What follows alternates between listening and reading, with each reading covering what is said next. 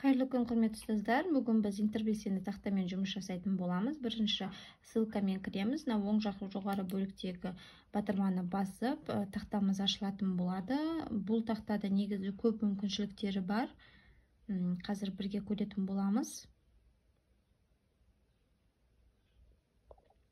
Міне тақтамыз ашылды. Мынау артқы фондағы суретті ауыстыруға болады. Ол үшін біз төмендегі бэкграунд батырмасын басамыз. Берілген суреттерден таңдасақ болады, немесе өзіміздің суретімізді жүктесек болады.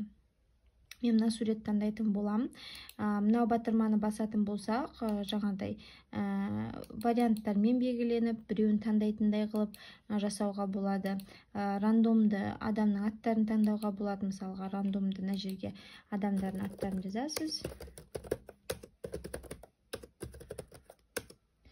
И continue батырмасын басамыз. И мысалы, допустим, мынандай или мынандай. Өзіңізге қалай ыңғайлы, сосын таңдай аласыз.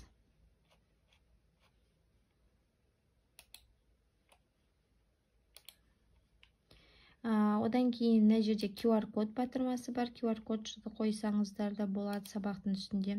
Sound level дегеніміз ол сабақтың үстінде жаңағыдай дауыстың шумды жаңағыдай тексеріп отырады. Мысалға, балдар қатты шулап кететін болса, мынау қызылдан асып кетпесін үшін осыны қойып қойсаңыз да болады. Бақылаудың кезінде қосып қойсаңыз болады. Одан кейін image дегенге бұл жерге фото қоя аласыз. Өзіңізге текст батырмасын басып, мәтін жазып тақтаға, керекті мәтіндер жазсаңыз болады тақтаға. Так. Draw сурет саласыздар, символ арқылы жұмыс жасайсыздар. Traffic lights бар бізде бұл жерге қызыл, жаңағыдай, немесе сары, жасыл, жаңағыдай сабақ басталғанда жасыл деп таңдасаңыздар болады. Осылай жасасаңыз болады. Таймер беруге болады, міне. Таймер қойсаңыз болады, қосып қойсаңыз болады. Сағат қойсаңыз болады. Және тағы басқада активностилар бар. Осы жерде веб-камера қойсасыз, видео қоя аласыз, допустим, ссылкасын қоя аласыз, жерге немесе видеоның өзін қоя аласыз.